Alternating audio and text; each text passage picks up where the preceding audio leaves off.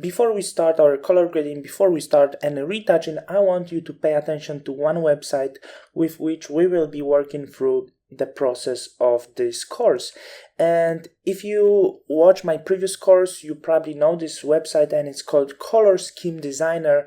Of course, you can use any color wheels, but I find this website most accurate and the easiest to understand how color wheel works. I will not be telling you so much theory about color because this course is mostly about the practical knowledge, so I want us to work with real images on real examples, not necessarily stick to the rules, not necessarily to stick to the theory, but more practical work. So we will be doing this, but you have to have a look at how color works, and you don't have to understand what we're doing right now. The colors have their own rules. That is said, there is certain color theories, color harmonies that work in certain ways.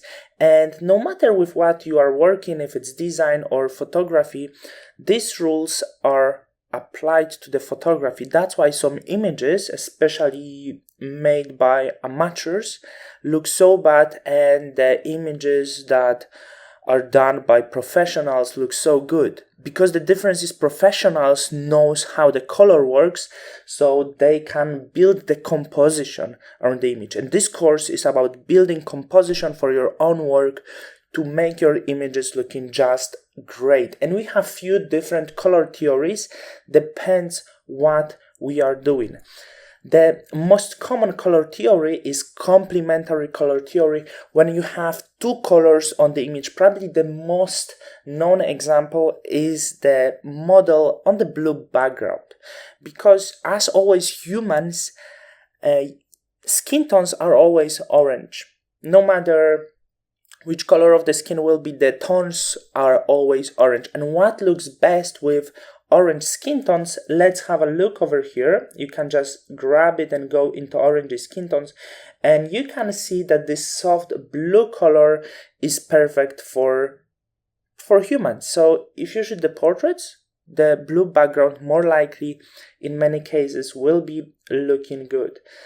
To show you example, I have, sorry for the mess on my desktop, I will try to hide this, but here you have the most common example. We have blue skin tones. It's my older work, maybe you've seen this, and we have orange skin tones and blue background, and simply speaking it looks good. We won't be working on this example, it was worked, it's too easy, we want something different. So that's the first example.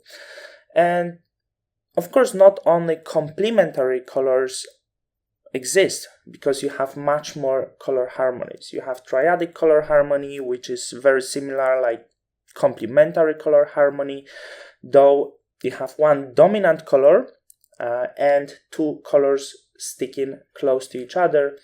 As you can see, it could be green, and darker blue with orange also will look well. So we have primary color and two other secondary colors.